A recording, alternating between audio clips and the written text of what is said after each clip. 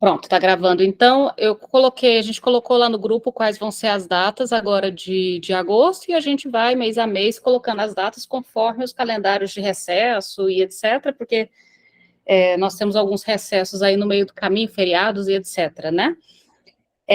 Então, como a gente estava falando, na parte que nós estávamos estudando psicologia das massas, surgiu aí a questão da melancolia. A gente combinou, então, de quem pudesse estudar um pouquinho sobre o assunto, né? Fiz minha tarefinha, publiquei sobre minha tarefinha, né? Sobre a melancolia. E aí eu queria, então, eu ia mandar para vocês aí no grupo, acabei não mandando o texto do Freud. Se alguém puder mandar ele em PDF, ou todo mundo já tem o do Freud da melancolia? Do luto e melancolia? Não, manda aqui rapidinho. É o volume 12. Deixa eu mandar aqui, é o volume 12, que é 1914 a 1916. Embora o Luto e Melancolia, ele foi publicado em 1917, ele foi escrito em 1915, por isso que ele está nesse volume 12. Aí eu mandei. Está na internet lá de dentro. Eu mandei aí a cópia no grupo, de qualquer modo. Tem as pessoas aí. Permitir todos. Pronto. Mandei aí no grupo o do luto e melancolia, só para a gente fazer alguma distinção. Então, primeira coisa importante da gente destacar aí, se eu estiver falando baixo, vocês me falam. Deixa eu permitir aqui a ler. Aí. Uma primeira coisa interessante a gente destacar é que o próprio Freud ele não usa como sinônimo na obra dele a palavra melancolia e a palavra depressão. A palavra depressão também aparece na obra do Freud, inclusive eu fiz aqui uma certa coleta dos vários modos que o Freud aparece. Ele usa 12 maneiras diferentes ao longo da obra para distinguir sofrimento. Melancolia é uma delas. Ele fala de depressão, depressão periódica, afetos depressivos, depressão periódica branda, melancolia, melancolia senil, melancolia neurastênica, melancolia histérica, melancolia genuína aguda, melancolia cíclica, melancolia de angústia, estado de ânimo tipicamente melancólico. Então, é possível localizar 12 nomenclaturas diferentes que o Freud dá para esse tipo de sofrimento. Outro ponto interessante também, que na obra do Freud aparece, é um questionamento da relação da melancolia com as estruturas clínicas, com a neurose e com a psicose, que também são interessantes de pensar. Então, começo fazendo essa ressalva só de tentar demarcar que não são sinônimos depressão e melancolia. Vez por outra, são utilizados como palavras sinônimas, mas se a gente for ser rigoroso conceitualmente, eles não são sinônimos. E são interessantes a gente pensar a diferença entre eles. Tudo bem até aí? Então, vamos tentar avançar. Por que eu digo isso? Porque vocês vão encontrar, inclusive na versão da Kozak Naif do Luto e Melancolia, eu fui nas versões todas do Luto e Melancolia para dar uma olhada no texto de apresentação. E me chamou a atenção que na introdução da Kozak Naif, quem fez o texto foi a Maria Rita Kell, ela colocou lá depressão como sinônimo de melancolia. Ela diz assim, melancolia hoje, na contemporaneidade, nomeado como depressão.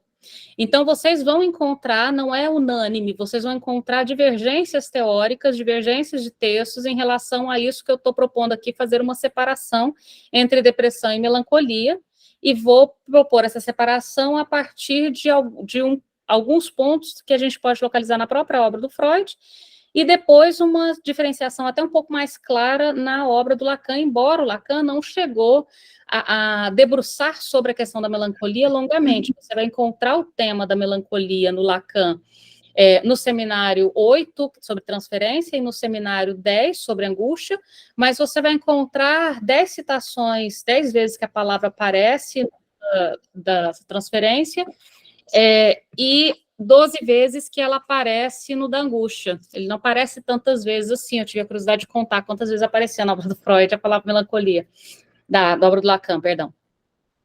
Então, vamos tentar aí essa diferença. Então, tem os dois nomes, tanto depressão quanto melancolia, aparecem na obra do Freud e possuem uma certa distinção. No texto que eu mandei para vocês aí, do Luto e Melancolia do Freud, na página 172, no 172 da minha versão de papel, né? Do PDF não deu tempo de eu fazer a comparação página a página, tá? Mas é no segundo parágrafo do capítulo, tá? Tá assim: a melancolia se caracteriza, em termos psíquicos, por um abatimento doloroso, uma cessação do interesse pelo mundo exterior, perda da capacidade de amar, inibição de toda atividade e diminuição da autoestima, que se expressa em recriminações e ofensas à própria pessoa, que pode chegar a uma delirante expectativa de punição. Então, percebam que na definição inicial do Freud, ele já fala que existe, digamos assim, um espectro, né? A melancolia, desde branda a grave, desde recriminações e ofensas até uma delirante. E aí percebam que quando ele vai para delirante, ele já está falando da possibilidade da relação entre melancolia e psicose, percebem? Nessa expectativa de punição. Então, já de cara, na definição inicial que o Freud apresenta sobre melancolia, ele já fala, já nos convoca a pensar a relação da melancolia com a neurose e a relação da melancolia com a psicose. Já há uma convocação. Essa convocação vai ficar mais clara lá na frente. E aí, avançando só mais um pouquinho, deixa eu completar uma coisa, avançando mais um pouquinho, na página 173, na sequência aí, ele aponta uma relação entre essas diferentes intensidades, que é o que eu estou apontando aí, desde ofensas até a expectativa de punição. Avançando mais um pouquinho, ele complementa essa questão do rebaixamento da autoestima, que é talvez uma das marcas mais claras da melancolia. Essa questão do sujeito se atacar sua autoestima. Eu sou lixo, eu não sirvo para nada, eu sou pior. Eu me lembro uma adolescente, um dia, ela queria se matar, perguntei, mas por que você quer se matar? Ela disse assim, porque eu vou ser mais útil ao planeta como adubo do que como gente. Ou seja, essa autodepreciação, essa colocação de si como dejeto, isso é muito específico no discurso. E é importante, e o Freud reforça isso, o Lacan reforça também, que isso não é necessariamente visível na imagem do sujeito. O sujeito pode estar muito bem vestido, tirando fotos instagramáveis, se portando bem, indo inclusive no trabalho, tá? É necessário recolher isso no discurso, tá? É necessário perceber que isso aparece na fala do sujeito. Deixa eu desligar aqui um som. Bom, continuando, então, na página 175, então, ele reforça novamente essa questão da autoestima, dizendo que o melancólico, né, ainda nos apresenta uma coisa que falta ao luto, um extraordinário rebaixamento da autoestima e um enorme empobrecimento do eu. No luto, é o mundo que se torna pobre e vazio, no melancólico é o próprio eu. Isso eu acho que é uma diferença muito importante. Lembrando também que o luto é a constatação da perda, diante de fato da perda de alguém querido, por exemplo, a melancolia não necessariamente se dá diante de uma perda de alguém que morreu, por exemplo, não precisa ser nada dessa ordem. Mas acho que esse ponto é fundamental. Enquanto o luto se depara com o mundo pobre e vazio, o melancólico se depara com um eu esvaziado, com um eu pobre e vazio, digamos assim. E aí, na sequência, para a gente ir fechando, eu separei alguns trechinhos aqui do Freud para tentar apontar para essa diferença. Ele fala sobre a identificação narcísica, que é inclusive o ponto que a gente parou no texto do do Psicologia das Massas, Identificação Narcísica, e que difere da histeria. Então, na página 183 da versão de papel, ele vai fazer uma primeira distinção da melancolia relacionada à neurose e da melancolia relacionada a algo que não é necessariamente neurose, que ele nomeou aqui como, vamos pegar o termo exato aqui, da questão narcísica. Ele diz o seguinte, na 183, podemos enxergar a diferença entre a identificação narcísica e a identificação histérica. Mais abaixo, a melancolia, portanto, a melancolia toma uma parte de suas características do luto e outra parte da regressão. Na sequência, avançando mais um pouquinho, tem uma parte aí que eu acho importante. Quer ver?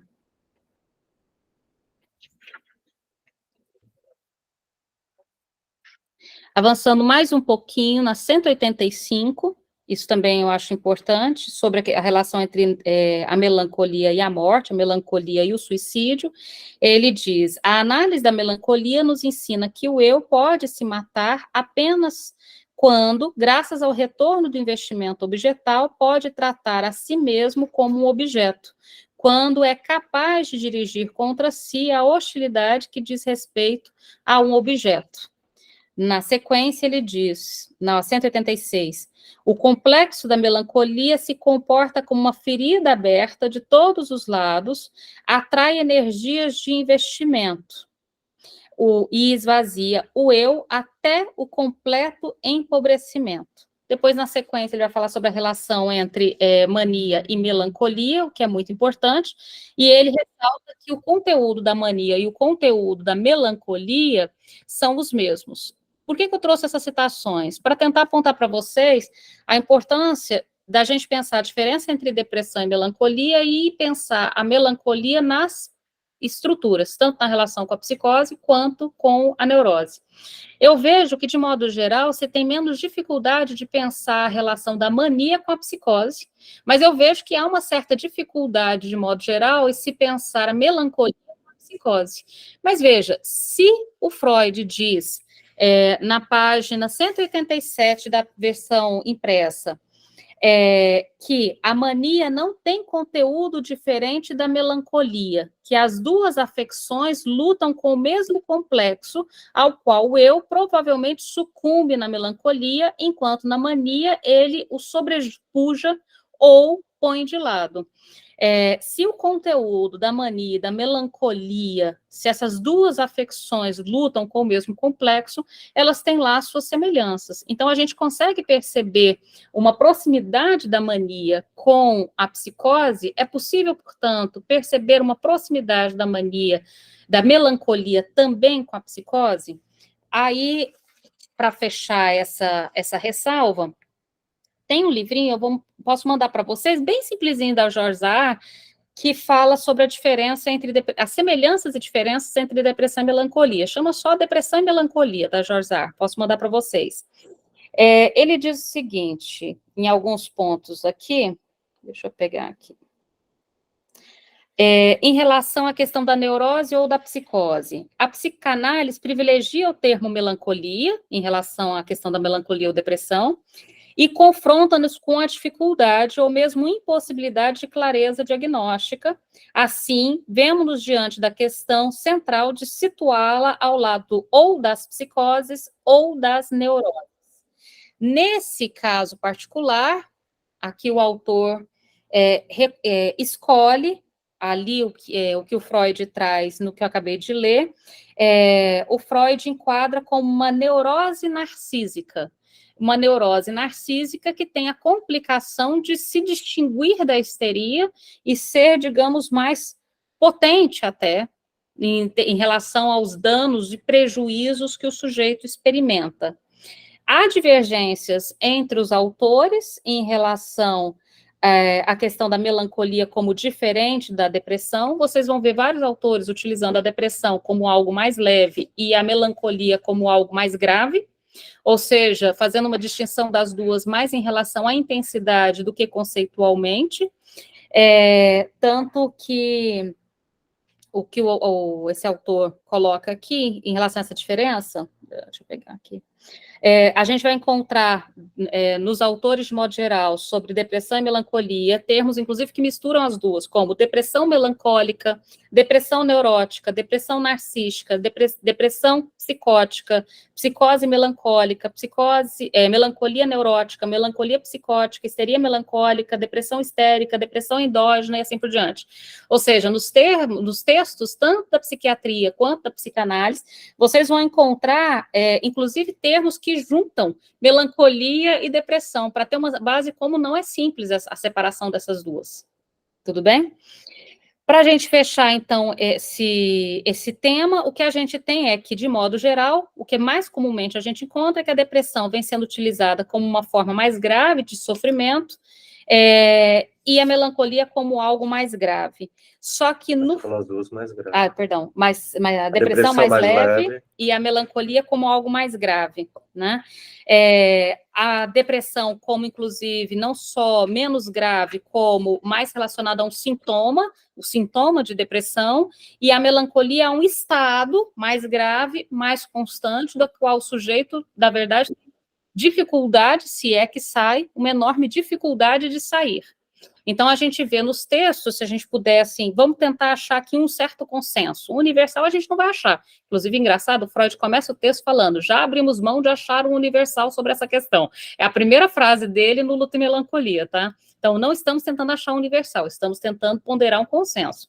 O consenso aqui seria que a depressão, ela é mais regularmente utilizada como uma forma mais branda e menos grave, né? E como uma forma que pareça remeter a um sintoma de depressão, que pode estar associado a inúmeros quadros. E a melancolia, mais do que um sintoma, como um estado muito mais grave, muito mais constante. Entende? Muito que atravessa e perturba todas as condições do sujeito de um modo muito mais amplo. O Freud, deixa eu pegar aqui uma outra citação do Freud que eu acho importante. Aqui.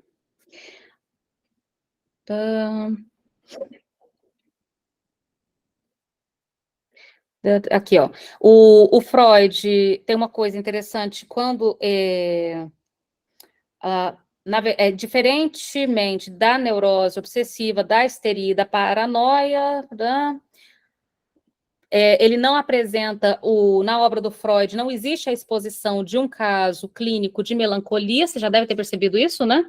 Você tem a exposição de um caso clínico de histeria, por exemplo, a Dora, você tem a exposição de um caso clínico de neurose obsessiva, vocês lembram na obra do Freud da exposição de um caso clínico de melancolia? Né?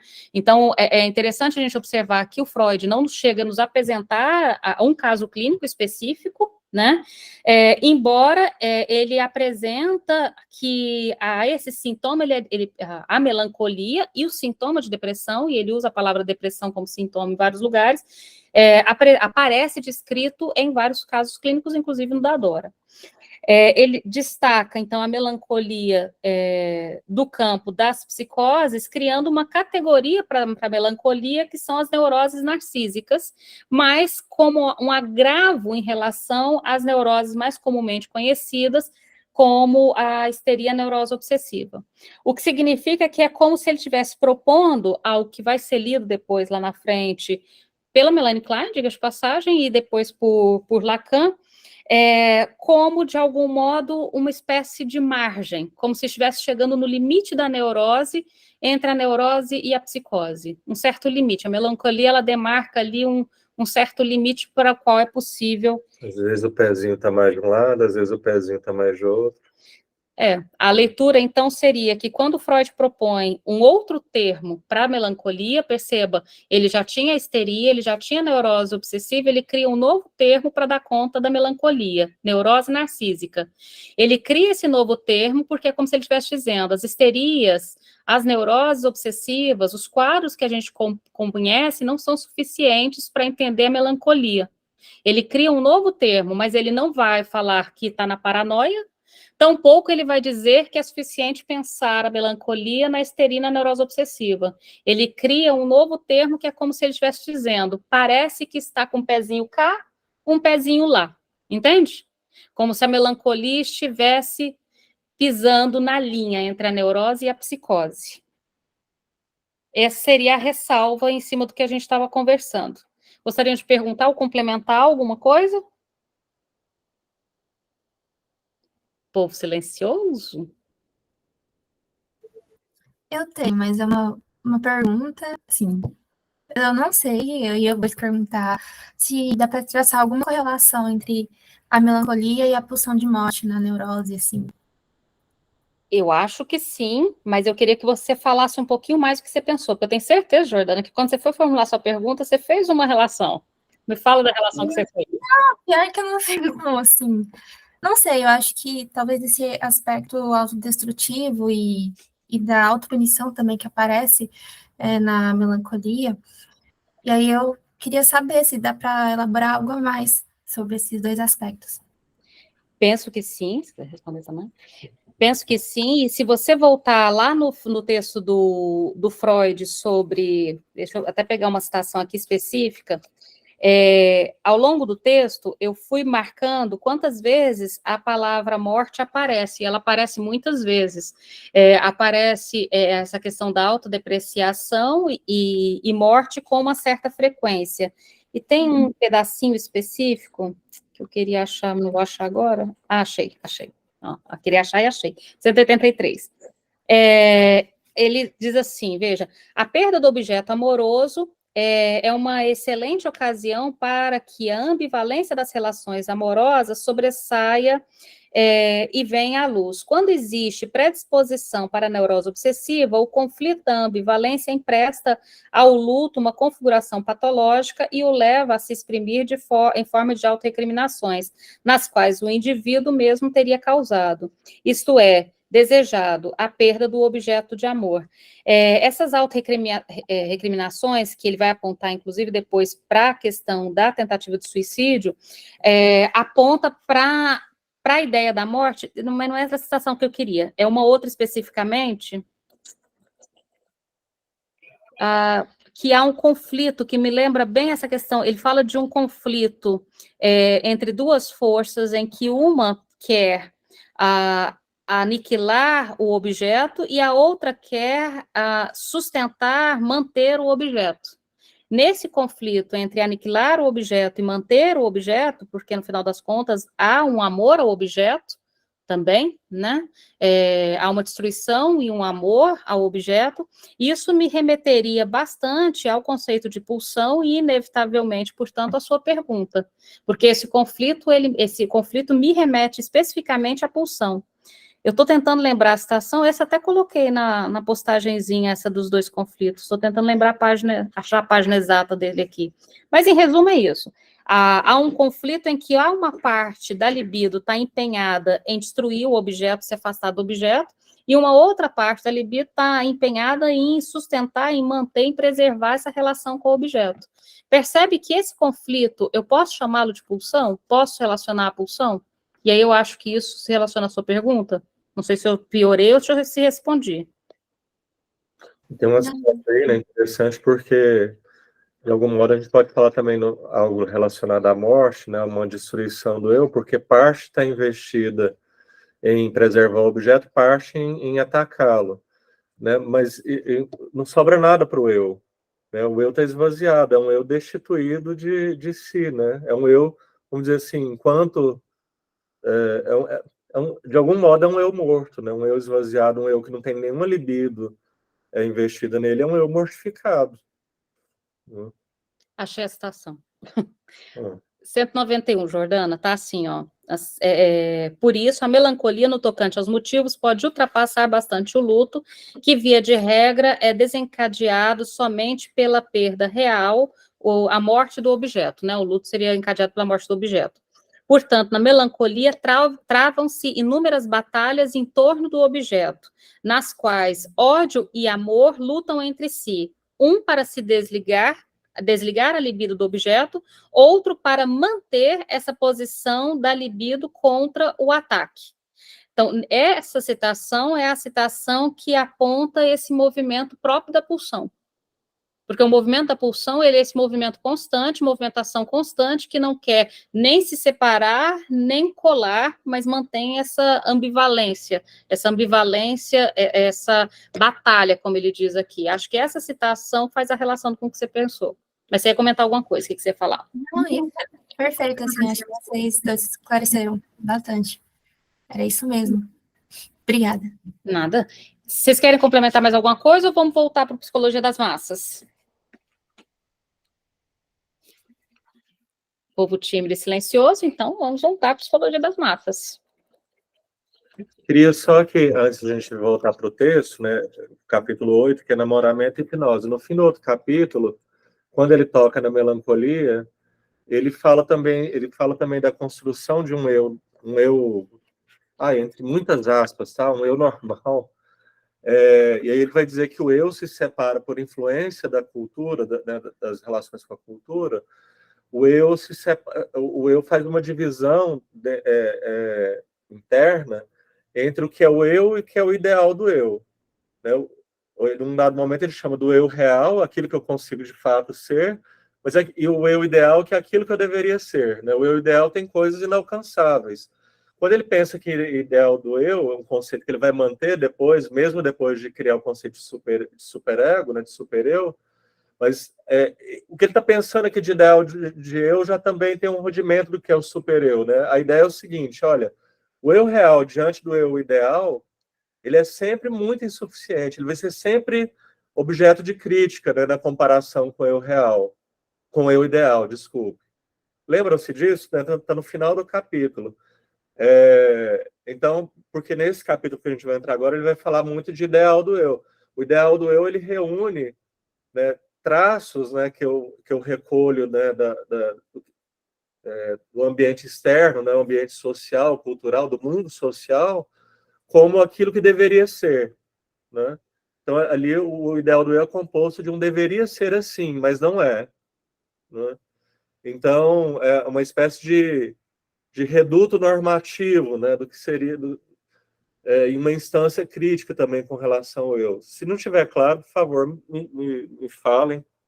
Eu fico com dificuldade também porque tem pessoas aí com vários percursos, com vários, né, enfim, eu não sei, para uns talvez o que eu esteja falando seja muito básico, para outros talvez não seja.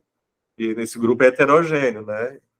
Então, me falem se tiver com dúvida. Acho que antes de entrar, então, na próxima parte, que é a parte 8, para todos está clara a diferença entre ideal do eu e eu ideal? Mas ele não mexe nisso aí, não. Ainda não, né? Não, é importante o ideal do eu. Só o ideal do eu, por enquanto. Para todos está claro o ideal do eu, só. O ideal eu ia colocar a diferença, deixa depois. Todo mundo está claro o ideal do eu? Ok. Guilherme, diga. Boa noite. Eu só queria lembrar da pergunta que a colega fez, que o Freud fala num momento do Luta e Melancolia ainda, antes de passar para outro texto, que tem a identificação, né? O objeto, ele é perdido, mas ele é identificado. Quando o Wesley falou que tem um esvaziamento do eu, ainda tem um investimento que é esse ambivalente no objeto perdido, agora identificado com o eu, e fica esse conflito, né, com essa parte. É introjetado, não é nem... Não é nem identificado. Era só isso. Mas, Guilherme, é interessante você observar uma coisa aí que você está falando. O Lacan, ele vai retomar esse introjetado que o Freud fala, e ele diz uma coisa que eu acho muito interessante. Posso pegar a citação exata depois do Lacan, está no texto da Angústia. Ele diz que o eu está tão... O eu esvaziado está tão próximo, portanto, né, introjetado do objeto, que ele não dá conta de perceber que o objeto está lá.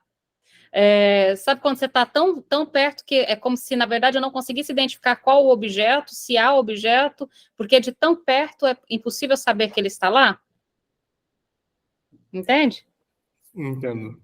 Porque por isso que a gente só falou dessa diferença entre introjetado e identificado, porque identificado ainda há uma separação em que é possível ver que está lá. O introjetado não há uma separação, então não é possível nem ver que ele está lá, percebe? Sim. Sim, remete à ideia da fantasia ubíqua. Isso, exatamente. Uhum. Continuar? Então, vamos retornar aí para o texto. Na verdade, não saímos do texto, né? Exatamente.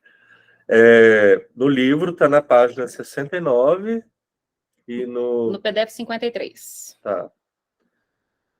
Enamoramento e hipnose. Mesmo em seus caprichos, a linguagem corrente é fiel a alguma realidade.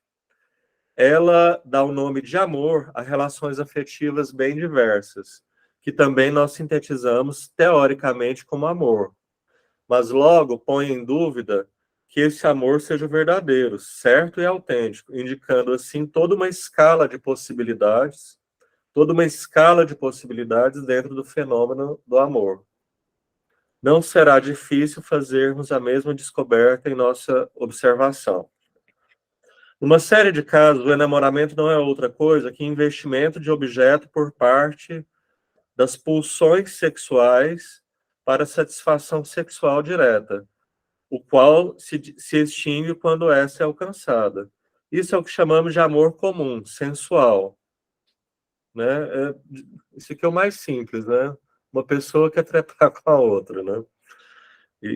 Enfim. Mas, como sabemos, a situação libidinal raramente permanece tão simples.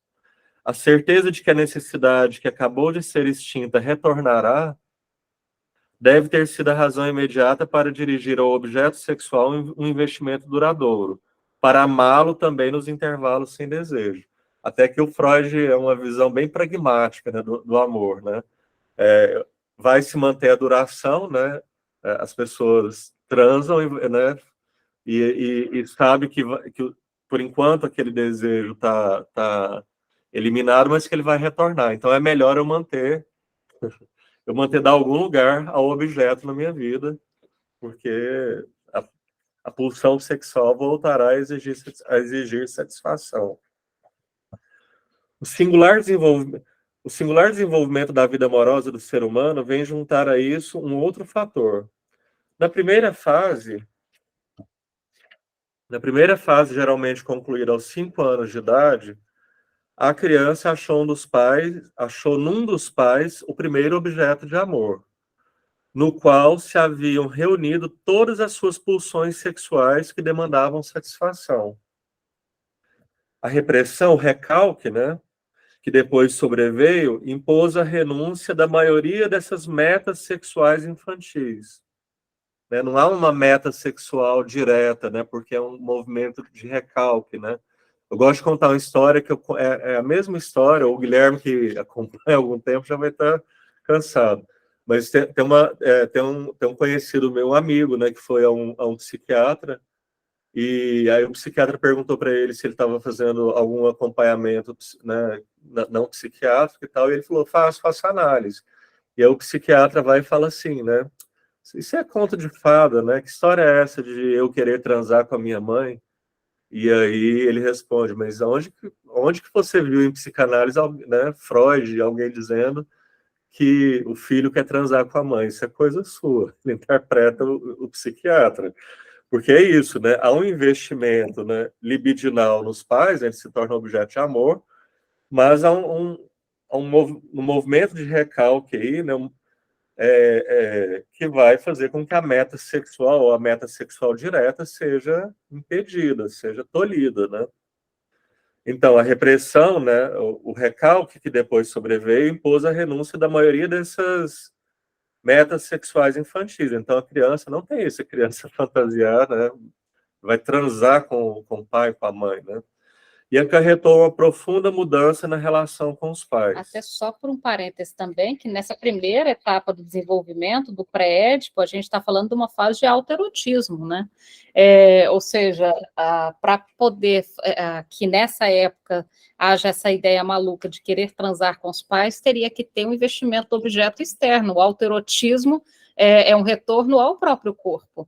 Então, o pré-édipo é marcado pelo autoerotismo, ou seja, um retorno desses impulsos sexuais para o próprio corpo, no encontro e na descoberta e na investigação do próprio corpo. E quando a criança consegue fazer um investimento libidinal, né, na mãe ou no pai como um ser inteiro, vamos dizer assim, né? Não só um pedaço, né, de um corpo, vai operar o recalque que vai inibir a pulsão sexual em sua meta mais direta, né? Sim. Então, bom,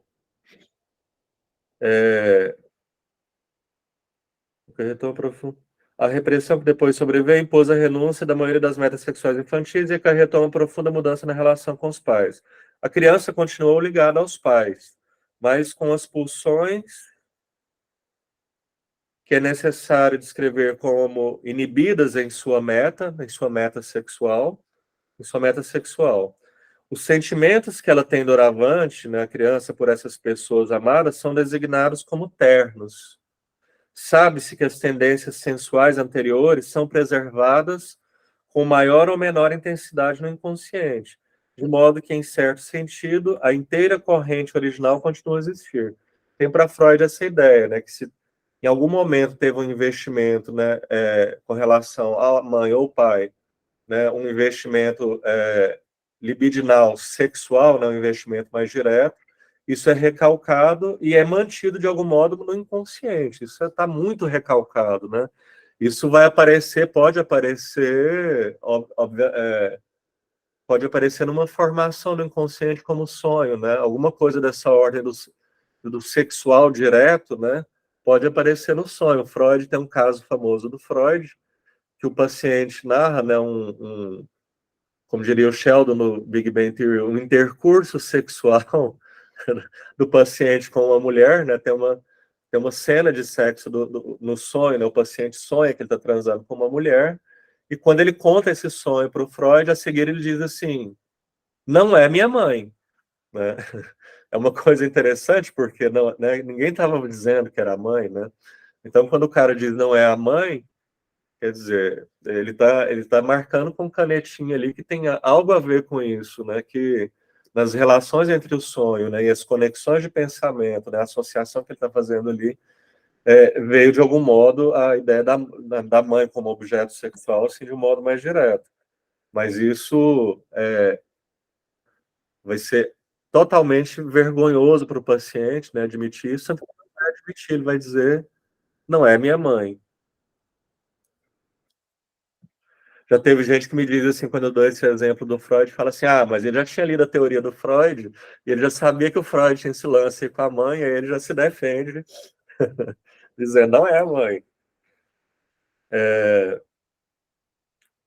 Os sentimentos são ternos, sabe-se que as tendências sexuais anteriores são preservadas, tará. Sabemos que com a puberdade se introduzem novas e fortes tendências à satisfação das metas sexuais diretas. Isso aqui está claro, né? Meta sexual direta seria, a gente pode dizer assim, seria o sexo, seria transar efetivamente, né? E as metas sexuais indiretas é qualquer outra coisa que a gente faz, né, que nos dá prazer, que não seja efetivamente o sexo no sentido literal, né? É no sentido deslocado e inibido. A gente sabe que para Freud toda atividade cultural é essa pulsão sexual direta, né, essa meta sexual direta sublimada, né? Quando eu faço arte, isso lá na origem tem a ver com uma pulsão sexual, uma meta sexual desviada para outros fins, né? Produzir arte, por exemplo.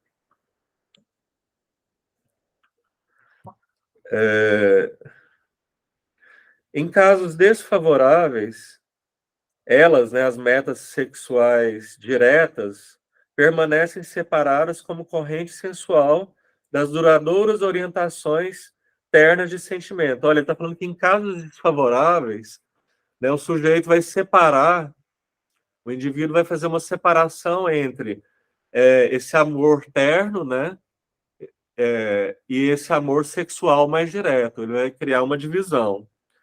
À nossa frente aparece, então, um quadro com dois aspectos, ambos prazerosamente idealizados por certas tendências literárias.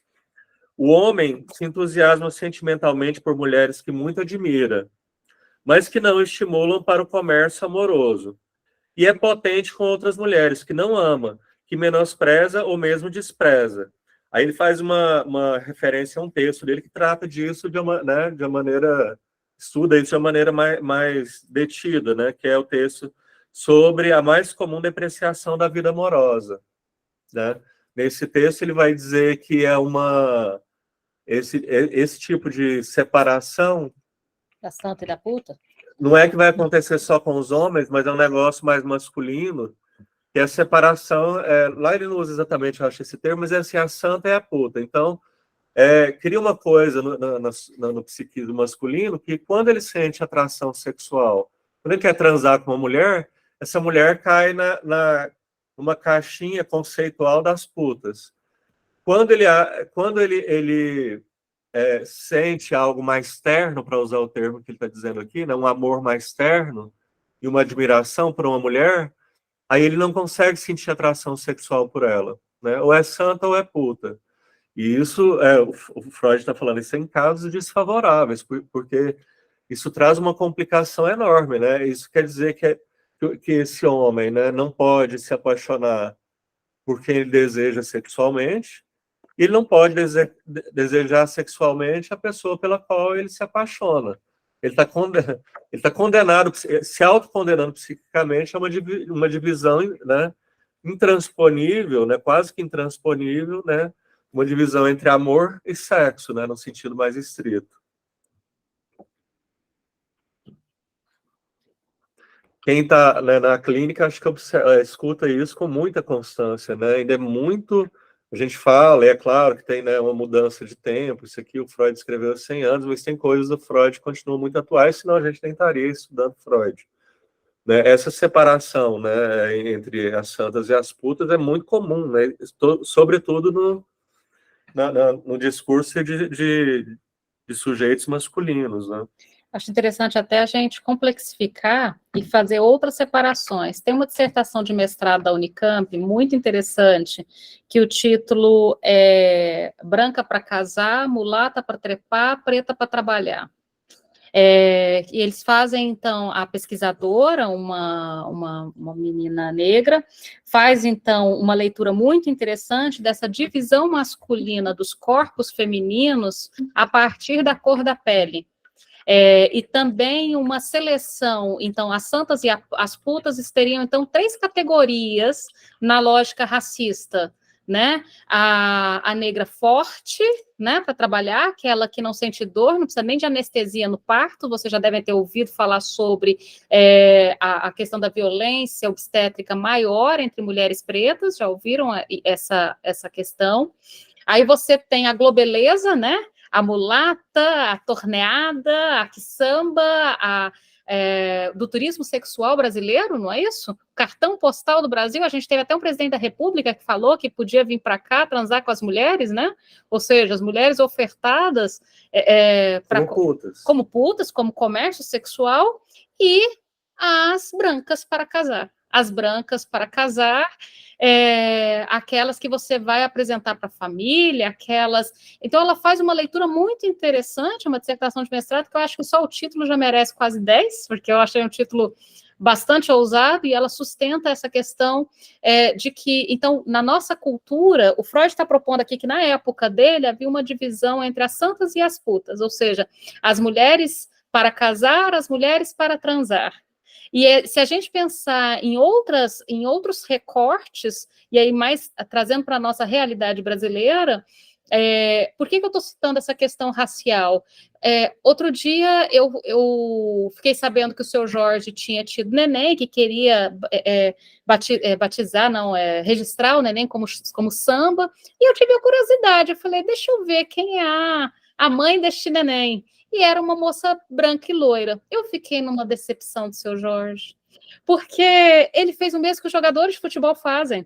A ascensão social através de uma ascensão racial, digamos assim. Entendem o que eu estou apontando? Não estou dizendo com isso que os relacionamentos entre brancos e negros não é um relacionamento possível, claro que é, mas esse padrão em que, e existem vários estudos sobre isso, em que há, junto com a ascensão financeira, há uma ascensão social a partir da cor com quem você se relaciona, embranquecimento das próximas gerações. Heidelberg? não caberia também uma aproximação com estudos decoloniais? Porque não é essa matriz colonial que está no nosso DNA, né? E de vez em quando respinga, mesmo a pessoa correndo para dizer, não, minha mãe é índia, minha bisavó é negra, a pessoa tenta logo se desresponsabilizar, né? Pelas gerações pregressas, e não por si próprio, percebe? Exato. Como se as gerações pregressas fossem responsáveis ou te isentassem de responsabilidade sobre sobre as suas ações. Com sua imunidade em relação às suas escolhas, suas decisões. Exatamente, é um raciocínio interessante. Essa questão decolonial, ela é bem interessante da gente pensando, porque ela nos obriga a perceber o quanto a gente repete, a repetição é um conceito muito importante na psicanálise, o quanto a gente repete e se desresponsabiliza por aquilo que se repete, né? Essa questão racial eu acho muito interessante. Eu tenho uma aluna que eu até mandei para vocês distribuírem. Só um parênteses aqui, né?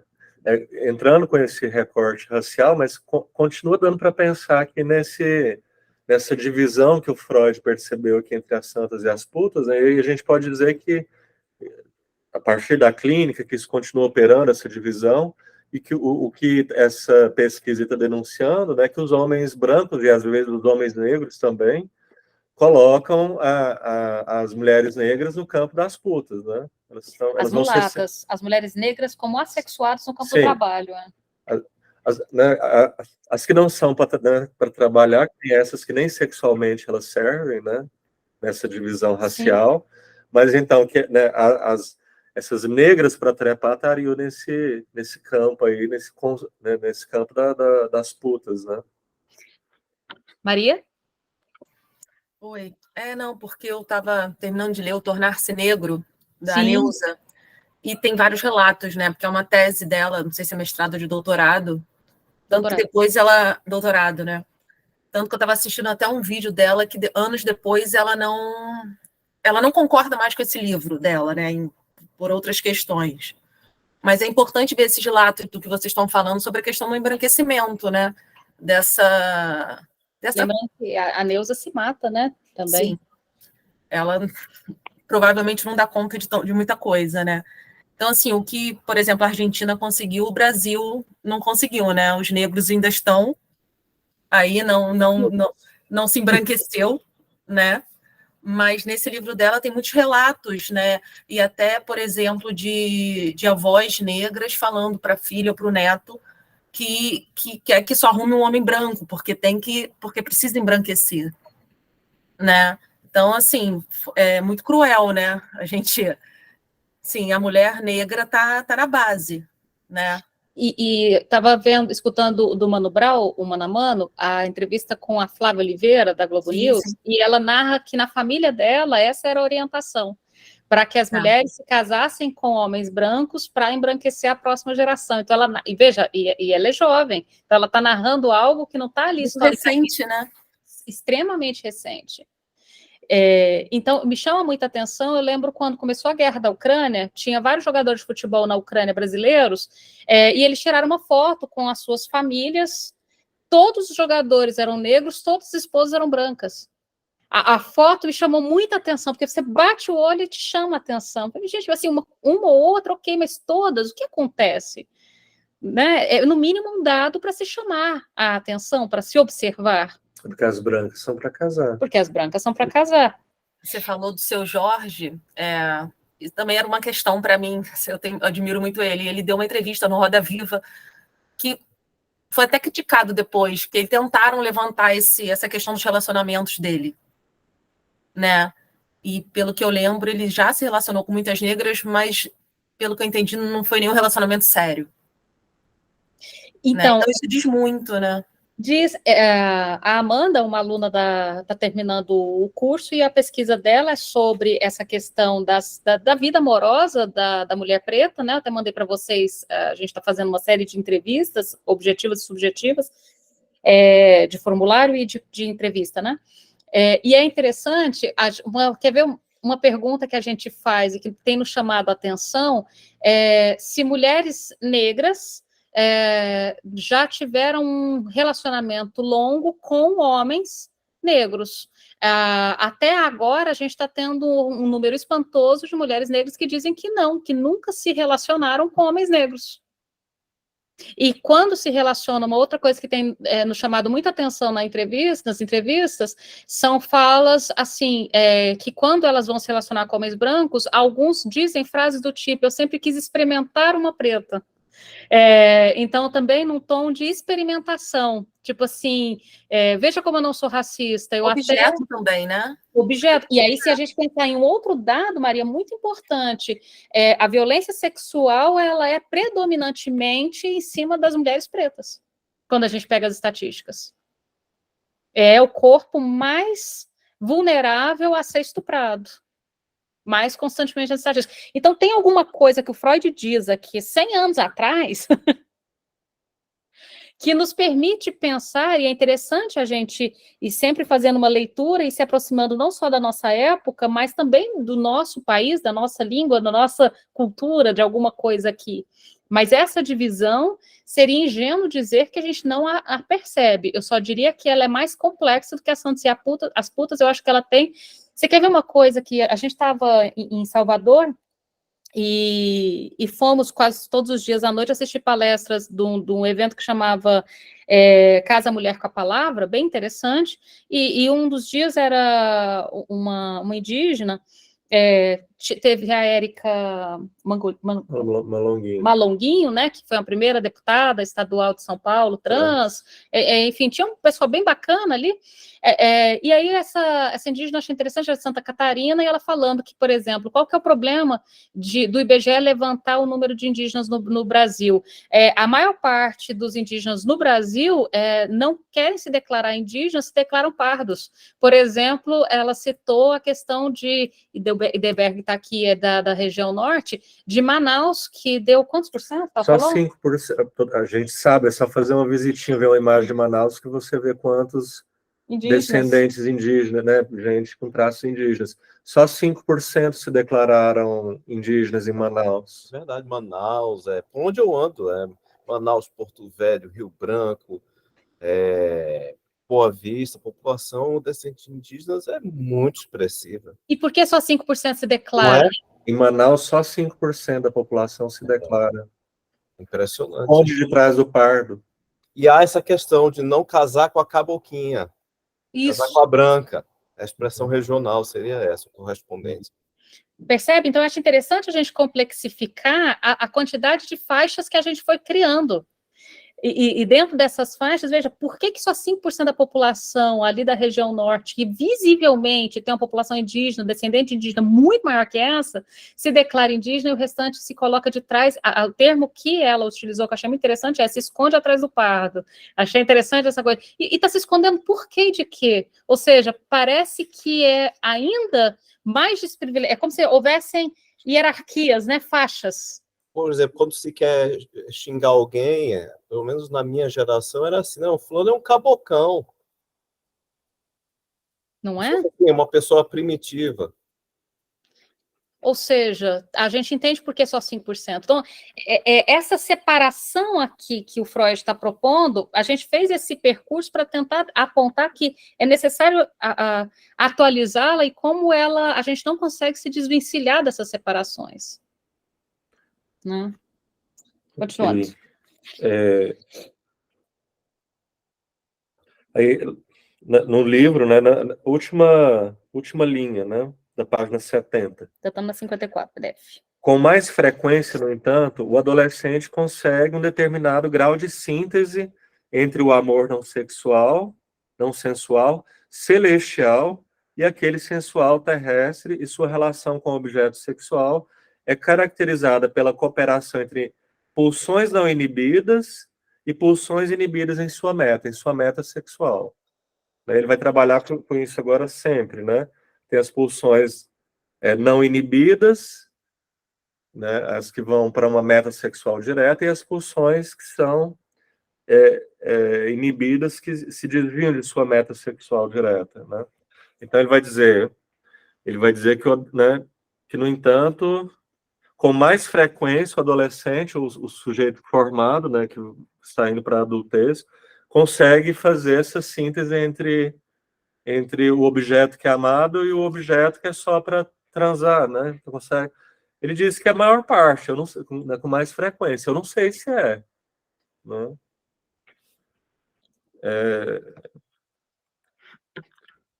Não sei nem como a gente verificaria isso, né? Não dá para fazer uma pesquisa, né? Aí tá vendo, psicanálise não é ciência. A polêmica da vez. A psicanálise não é, tem umas coisas, né? Que Certamente não é ciência biológica, diga de tem passagem. coisas humanas, né, que não dá para ser ciência no sentido que a Pasternak quer que seja. Né? O que você vai fazer? Se você né? falar só que é Pasternak, vai falar que é machismo. A gente vai fazer o quê? Numa pesquisa, né? Né, você escolhe. Seria bizarro, né? Você ama a mulher com quem você transa, ou você ama uma mulher e transa com outra, né? Não sei como. Seria uma pesquisa que não iria funcionar. Não é assim que se estuda ser humano, me parece.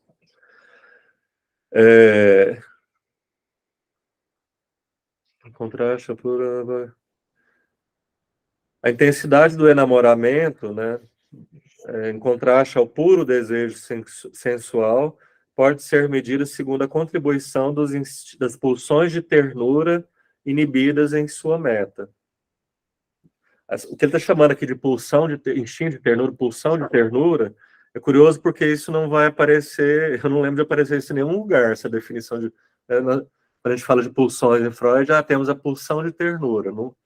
Esse termo aparece aqui, mas como um equivalente a pulsões inibidas em sua meta sexual direta, né?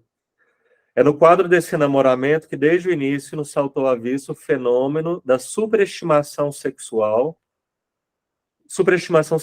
o fato de o objeto amado gozar de uma certa isenção de críticas, de todos os seus atributos serem mais valorizados que o das pessoas não amadas, ou, né, uma pessoa que numa época em que ele mesmo não era amado. Enfim,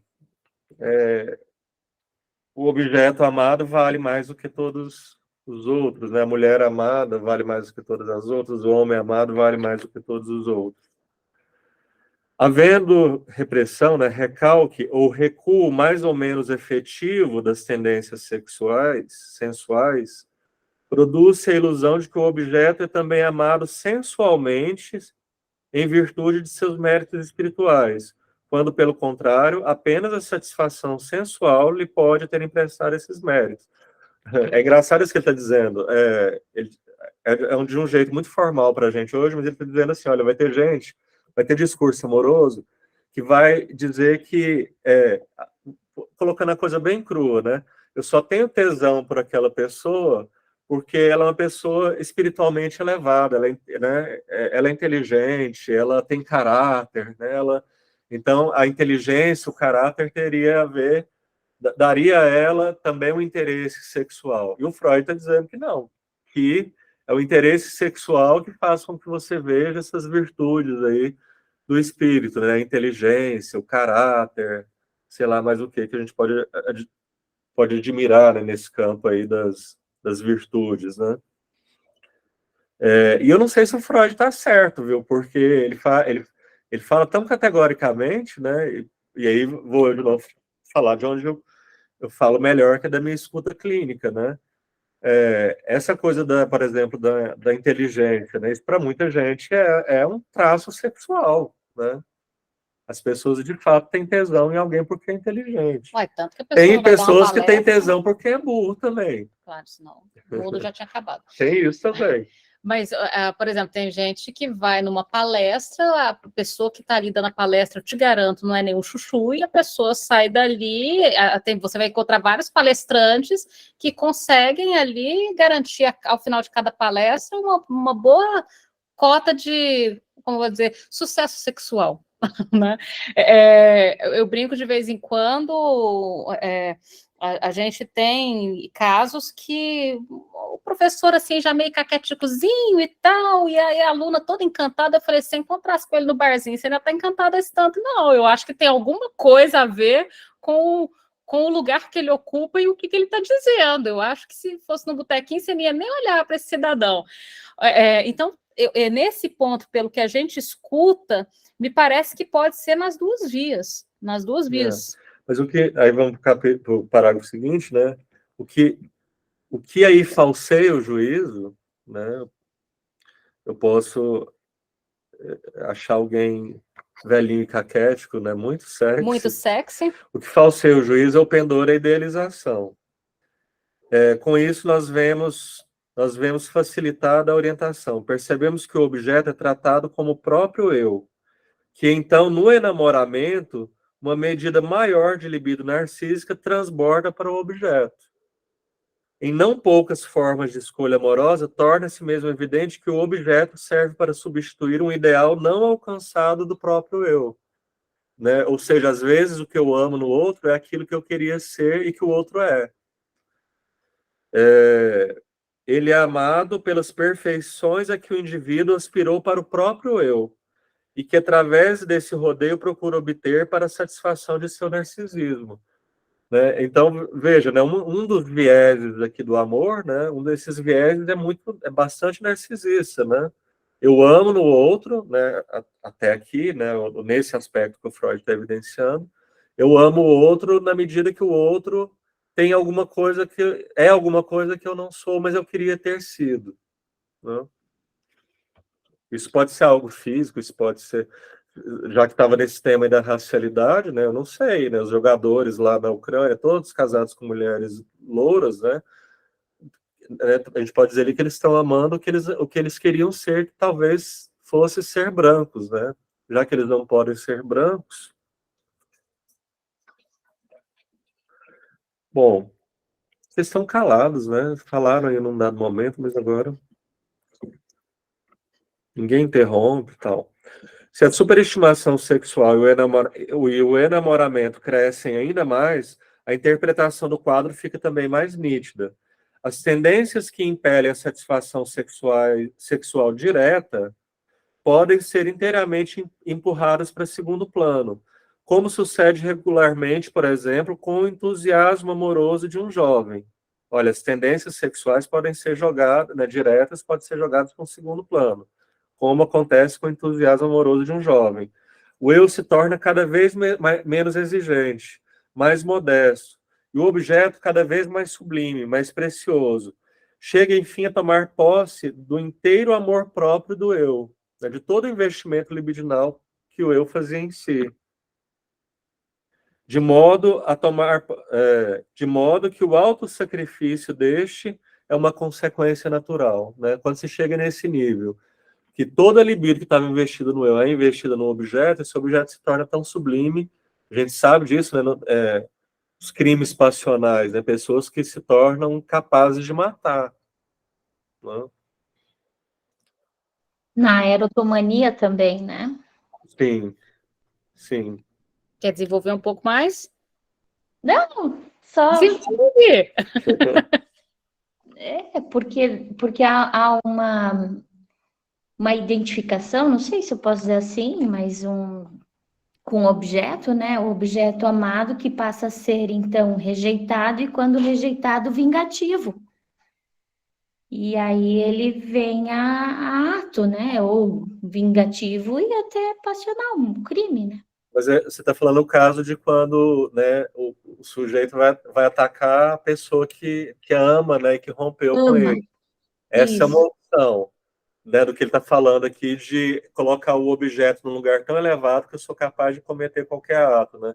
Um outro é assim, a gente vê, às vezes, quando se descobre uma quadrilha em funcionamento ali, tem gente que começa a cometer crime porque se envolve amorosamente com o outro, e dá um tal lugar para o outro, né, que sendo uma pessoa que nunca cometeu crime, passa a cometer crimes, né? Não atacando o próprio objeto amoroso, mas atacando quem o objeto amoroso, né, diz para ele atacar, né?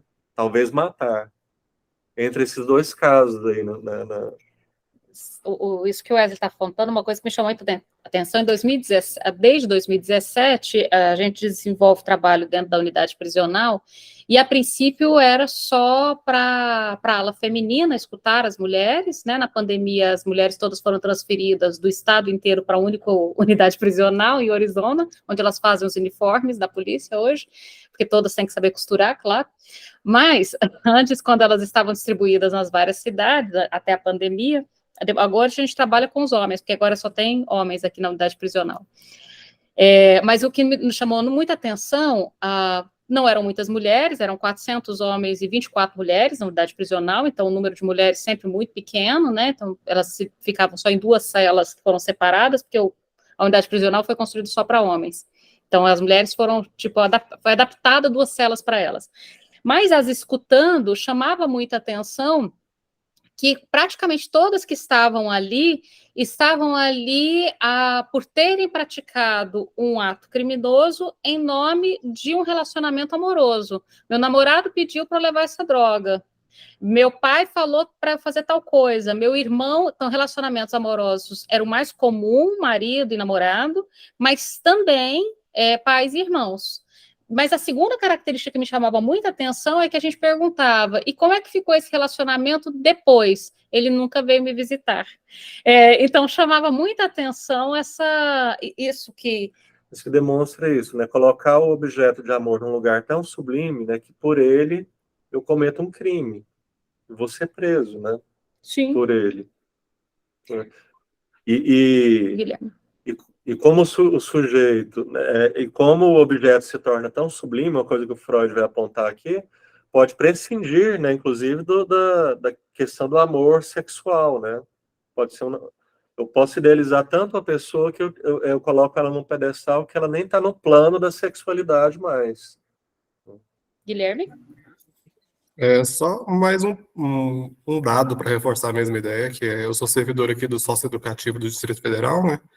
E a nossa unidade de internação feminina, 100% do efetivo, 100% das meninas que estão presas, né, adolescentes, são desse caso que você citou, né?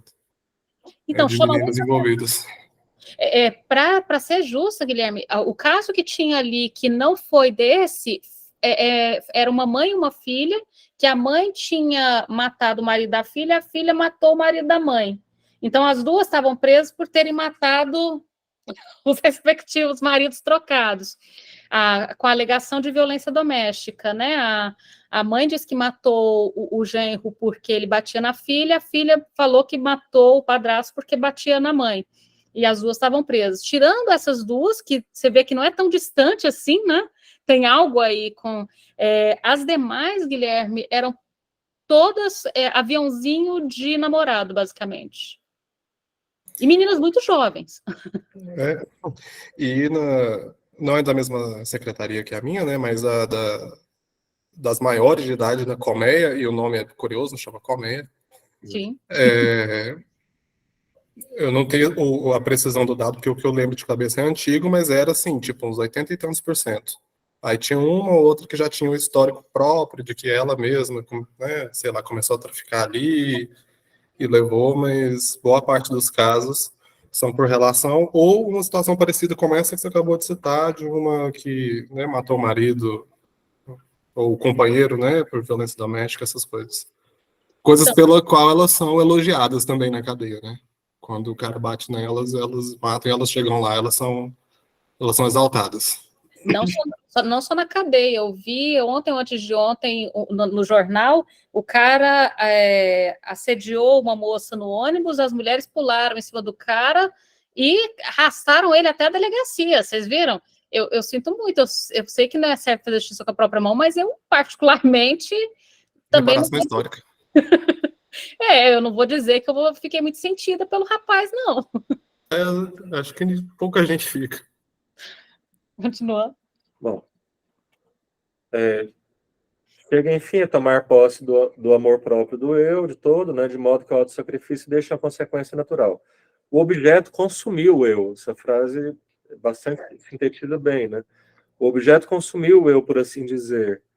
Traços de humildade, de restrição do narcisismo, de injúria do eu, autorrecriminação, né, poderia ser, estão presentes em todo caso de enamoramento.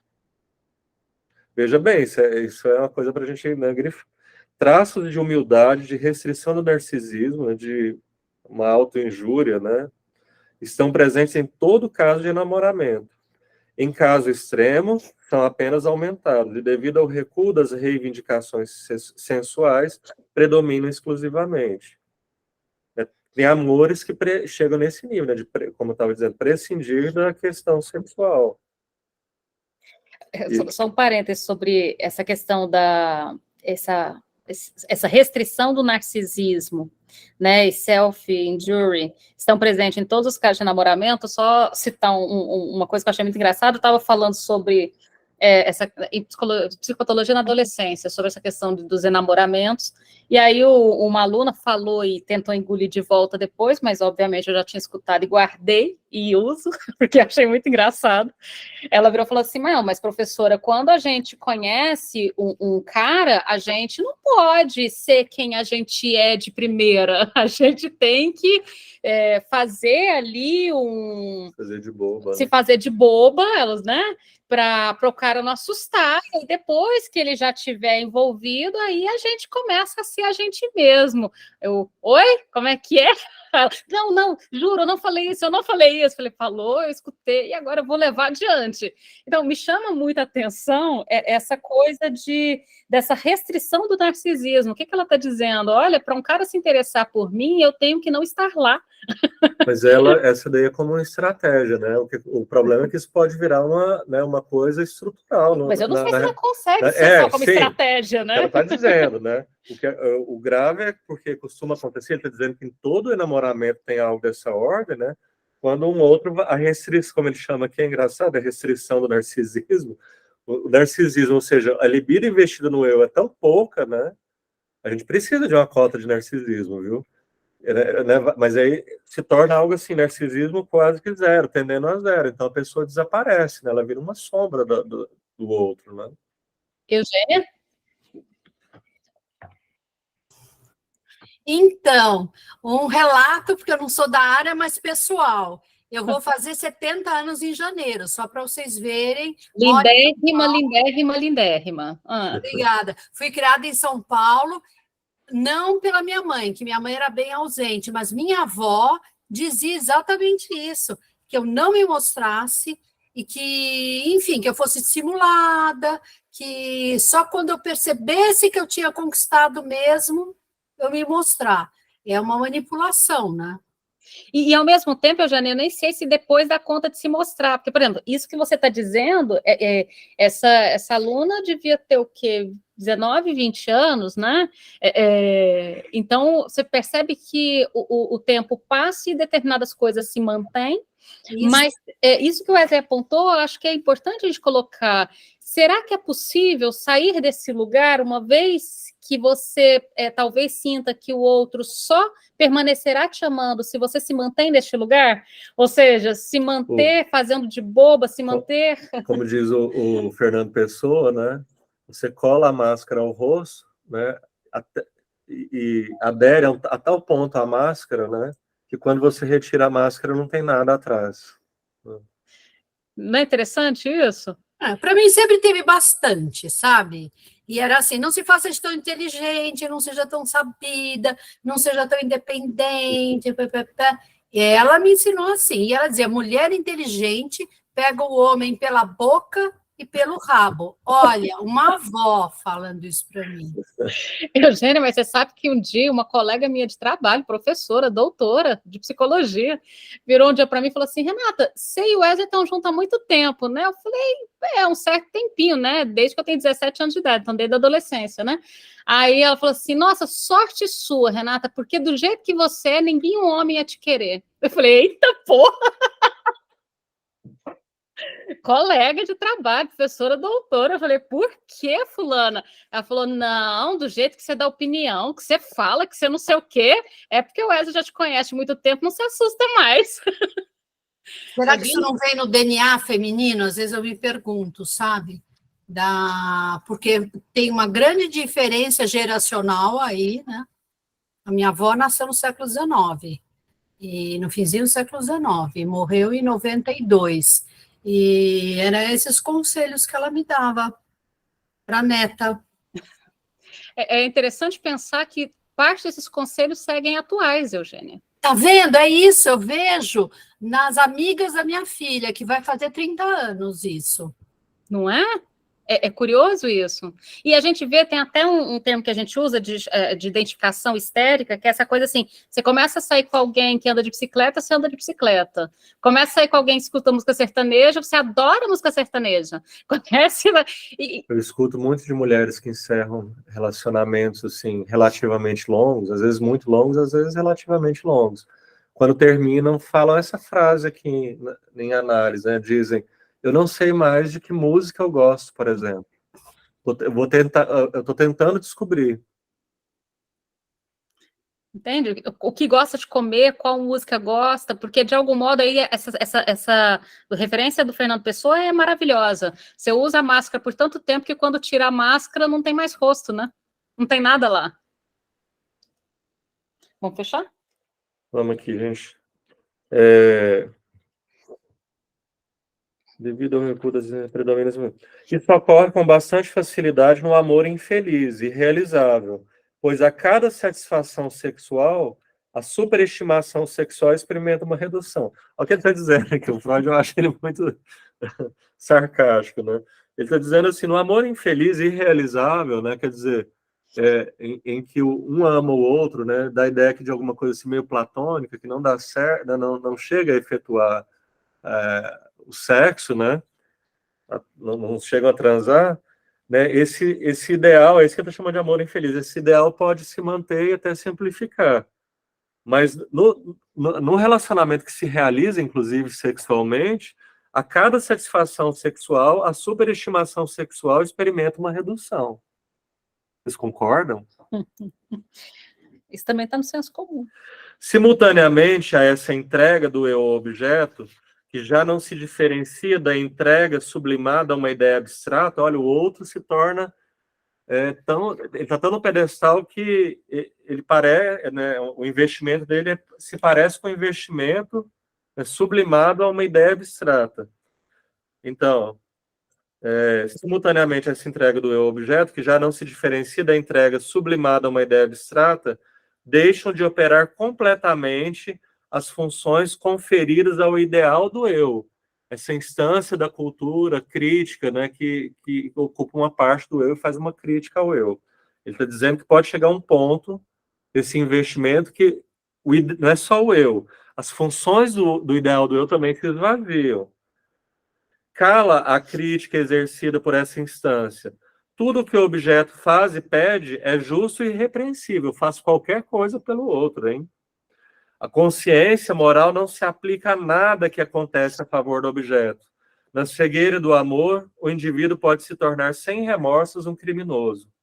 Toda situação pode ser resumida cabalmente numa fórmula. O objeto se colocou no lugar do ideal do eu.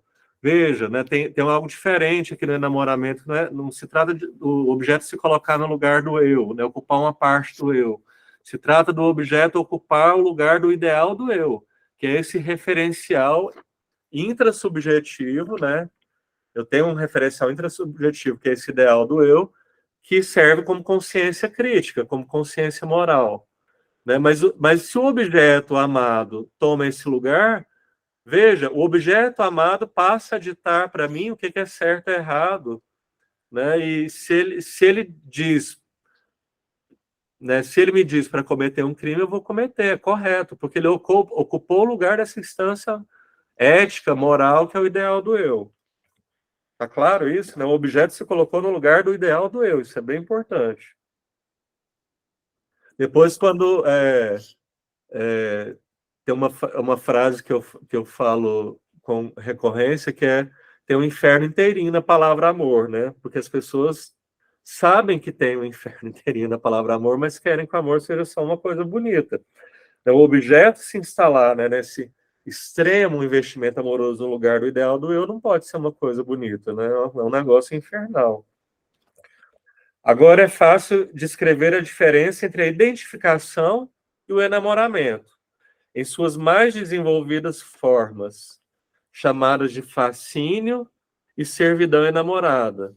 No primeiro caso, que é da identificação, o eu se enriqueceu com os atributos do objeto, introjetou.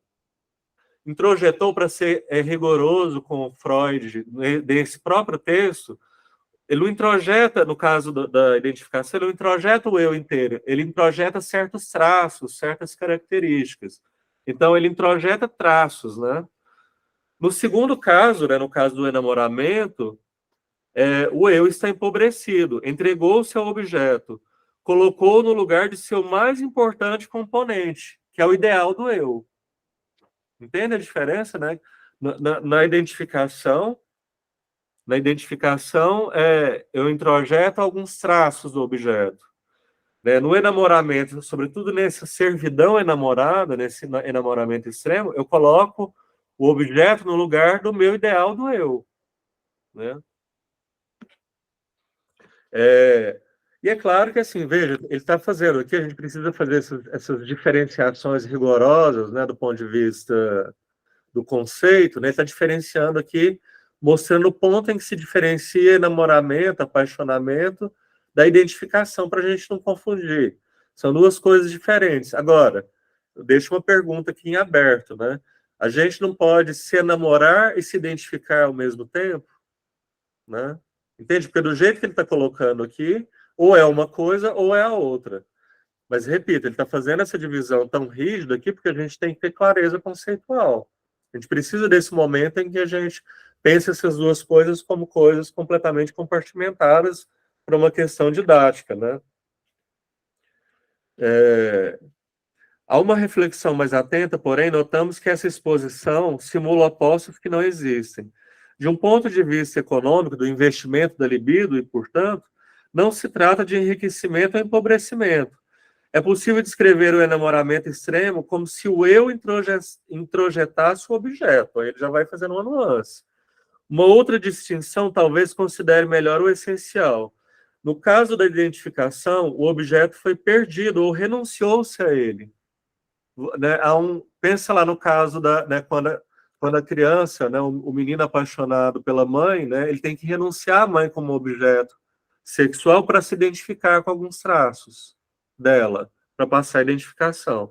Então, no caso da identificação, o objeto é perdido, entende? Né? Então é novamente instaurado no eu, e este se altera parcialmente conforme o modelo do objeto perdido. Né? Nesse caso aqui clássico da teoria freudiana, né, a mãe é perdida como um objeto de namoramento e passa a ser um objeto de identificação. Então, eu passo a me identificar com traços nesse objeto perdido. Né? No outro caso, no caso do enamoramento extremo, né, o objeto foi conservado e, como tal, é sobreinvestido, é superinvestido por parte e à custa do eu. O eu é sacrificado. Mas também aqui surge uma dificuldade. Então, é algo estabelecido que a identificação pressupõe a renúncia do investimento objetal. Né? É como se a gente tivesse... ou a gente se identifica ou a gente se apaixona. Então, é algo estabelecido que a identificação pressupõe a renúncia do investimento objetal. Que não pode haver identificação conservando o seu objeto, é uma pergunta, né, que está fazendo. Antes que comecemos a discutir essa delicada pergunta, talvez já percebamos que a essência da questão se acha numa outra alternativa, a saber, que o objeto seja colocado no lugar do eu ou do ideal do eu. Né? Bom, ele está dizendo, né, de um modo, de novo, né, a gente, bem esquemático, né? Na identificação, o objeto é perdido como objeto de investimento amoroso. Né? No caso do enamoramento, o objeto é conservado como objeto, né, sexual, objeto de enamoramento amoroso. Né? Mas aí ele faz a pergunta. Então, simplificando, né, eu posso me apaixonar por uma pessoa, né, com quem eu me identifico, eu posso me identificar com uma pessoa por quem eu estou apaixonado. E aí ele diz, né, a chave para pensar essa questão é se perguntar se o objeto está colocado no lugar do eu ou do ideal do eu. A gente tem tempo? Pode fechar em 1 minuto. Quer dizer que não... Então. A gente fechou o parágrafo. Então, olha aqui, a princípio, eu queria só fechar, retomando de novo. Essa ideia. Esquematicamente, né, do jeito mais esquemático, na identificação, eu introjeto no eu traços do objeto, né, e eu tenho uma espécie de acréscimo, né, meu eu se complexifica, se enriquece, né, quando eu me identifico com o objeto. No caso do apaixonamento, sobretudo o apaixonamento extremo, o objeto ocupa o lugar do ideal do eu. Veja, né? É uma outra coisa, né? E aí a gente termina hoje com essa pergunta, né? Com a pergunta que ele fez aqui. Mas não é possível haver uma conjugação das duas coisas, né? Apaixonamento e identificação, enamoramento e identificação? Vamos ver, né? Então, a gente fica com essa pergunta da relação a gente estudou, mas se é possível haver os dois, enamorar e identificar. O nosso próximo encontro é daqui 15 dias, ficou no dia... Eu sou ruim de calendário. Dia 18? Não, no dia 17. Então, ficou no dia 17 de agosto, esse mês tem 3. Então, ficou 3, 17 e 31. Tudo bem? E aí a gente continua, então, e aí, nessa sequência. a gente vai continuar nesse capítulo, mas já podemos ler também o capítulo 9, que é o instinto, na verdade, né, o termo mais correto Então. seria a pulsão gregária. Aqui está escrito o instinto gregário. Dá tempo de a gente terminar o 8 e começar o 9 no próximo encontro. Diga, Maria. Seu microfone está fechado, Maria Auxiliadora. Consegue abrir? Está fechado. Seu microfone está aberto, mas eu não estou te escutando, Maria. Foi sem querer. Ah, foi sem querer? Perdão. Perdão. Espera aí, eu vou tirar, pronto. Boa noite para todo mundo, bom descanso. Boa noite, até. Obrigada. Boa noite. Boa noite, tchau.